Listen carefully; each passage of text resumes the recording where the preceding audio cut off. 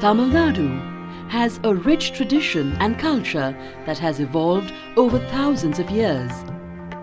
History resides in the heritage monuments that stand tall across the state. One such structure that houses many tales from our past is Amir Mahal.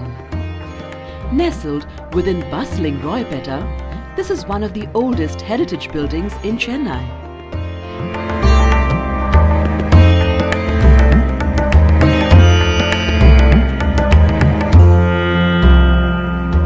It was constructed by the British East India Company in 1798.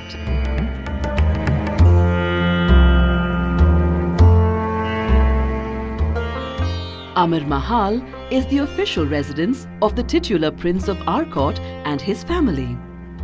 Their royal ancestors, who were the Nawabs of Arcot, ruled the Carnatic region of South India from 1692 to 1855.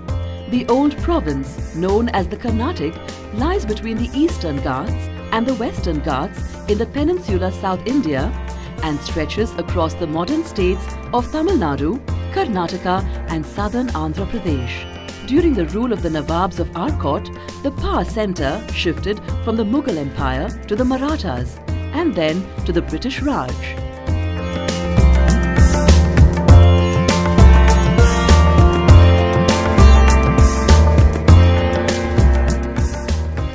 I believe there were only 30 people who moved along with the Nawab, some of his relatives, some of the staff, the people required to run a place. At night time they used to use lamps instead of what we have now, the lamp post. There was no road, it was just mud roads, and the whole thing evolved and modified and changed, and today there are more than 600 people.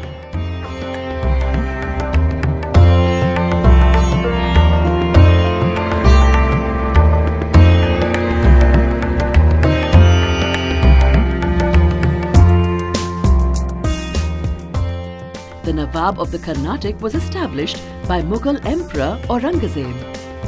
In 1692, he appointed Zulfikar Ali Khan as the first Nawab of the Carnatic as a reward for his victory over the Marathas. The rule was that the eldest son would be next in line for the title.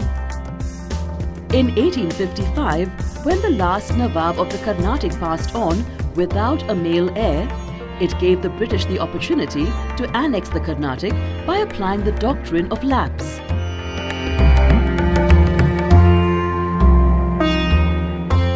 It has a main building, which is the residence of the Prince of Arcot, his personal quarters, you can say.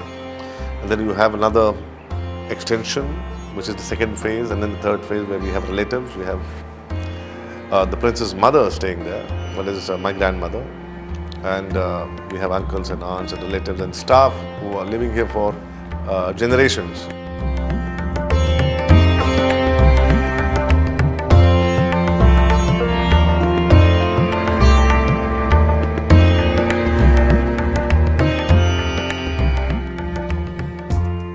When the Carnatic kingdom was annexed by the company in 1855, as per the doctrine of lapse, the Chepauk Palace, which was the official residence of the Nawabs, was auctioned off and purchased by the Madras government. The Nawab moved to a building called Shadi Mahal on Triplicane High Road and lived there. The British later presented them the Amir Mahal as they felt Shadi Mahal was not suitable for a Nawab. At present, Prince Muhammad Abdul Ali Azim Jah, his three brothers and their families live in the palace.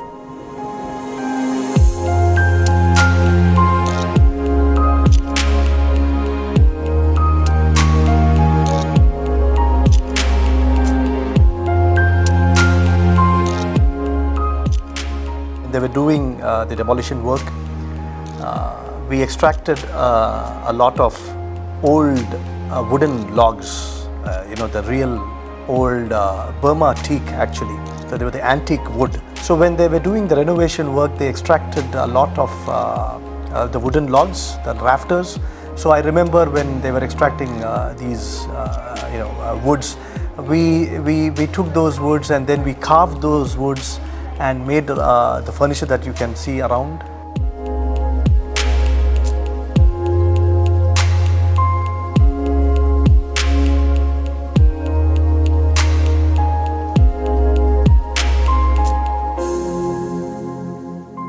The palace is housed in a property that covers around 18 acres of land.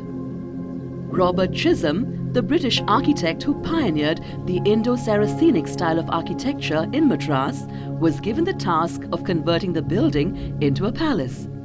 The architectural style still makes this structure stand apart.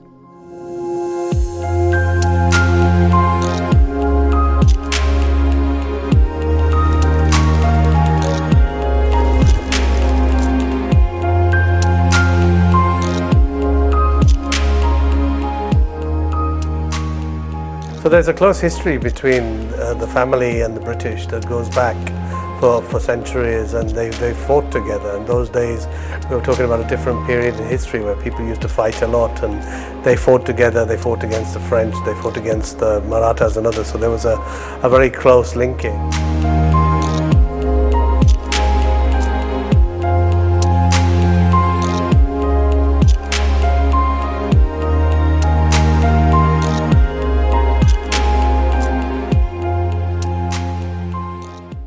Darbar Hall in the first floor. The hall is so beautiful at the outset. When you enter the Darbar Hall, it has all the regality of the Mysore Palace, if you could have seen that. We find 4 prominent Nawabs, huge life-size portraits hung on the walls. We find the royal insignia of the Nawabs on one side of the wall. We find a beautiful settee set around that place, and the lights, you have to see the lights to believe the place. Huge chandeliers hung here and there, beautiful Mughal lamps you can find there.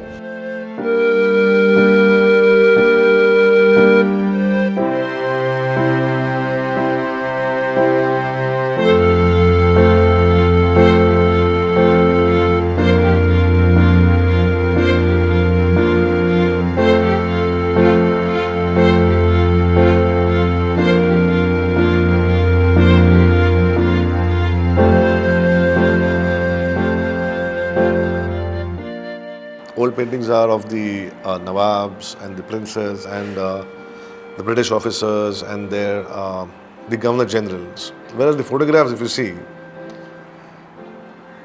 they belong to the politicians, the ambassadors, the diplomats. We have the presidents of India, the vice presidents, the prime ministers, the governors, the chief ministers, consuls general, ambassadors of different countries, diplomats of different countries. So they all pay a courtesy call to the Prince of Arcot, Amir Mahal.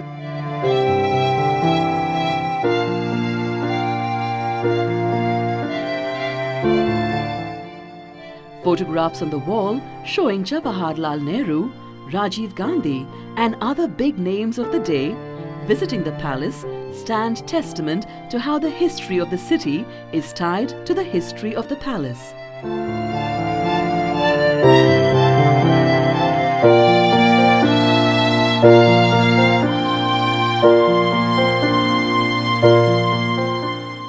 Palkis, we would say, in Urdu, or doli.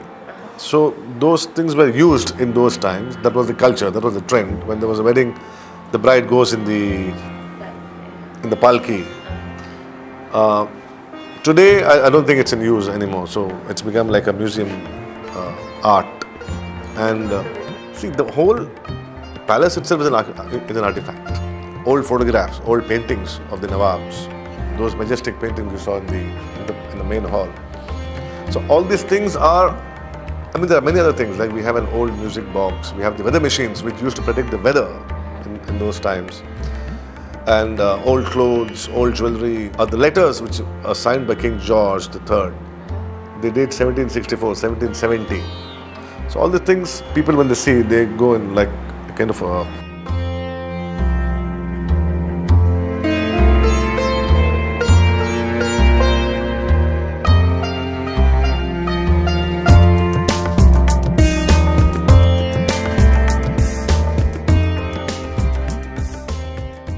And what I always mention is that when we were growing up, our parents made sure that we were not very special.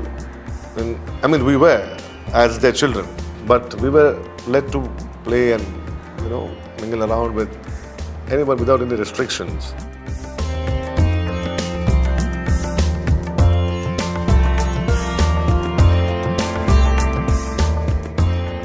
This is obviously a really historic building in Chennai. It's not just the fact that the building in itself is historic, and it contains so many historical artifacts and so many manuscripts that go back and reflect the history between our two countries.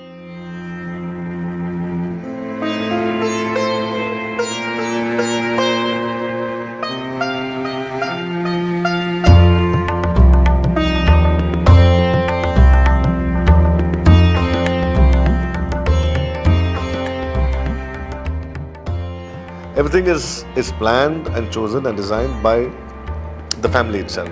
Like my father, my mom, both of them are very keen on doing up the place. And this extension where we are now, this is being designed and executed by my brother Nasir.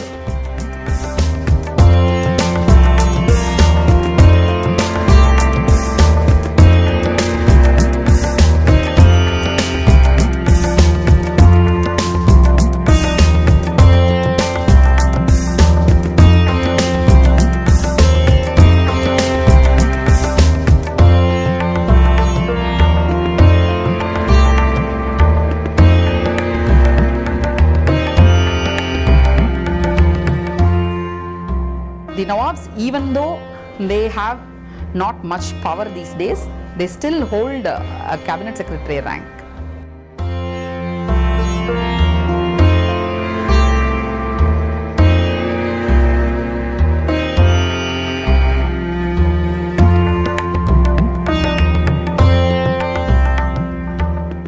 So we celebrate festivals. We do official receptions are held here. We have personal functions. We have weddings, religious functions, including we have invited people from different faiths, the heads of different religions, and we have functions for them. The normal gathering is about 200 to 400 people. In the main, normally it is arranged and organized in the main palace, in the main structure.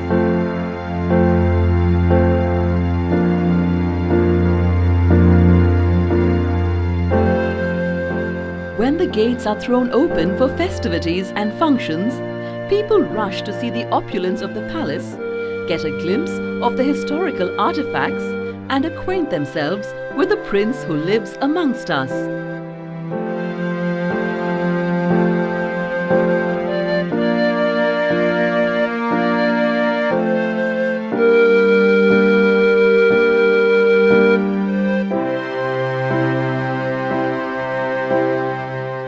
Today, Amir Mahal stands tall as a testament to the city's rich history and colonial past.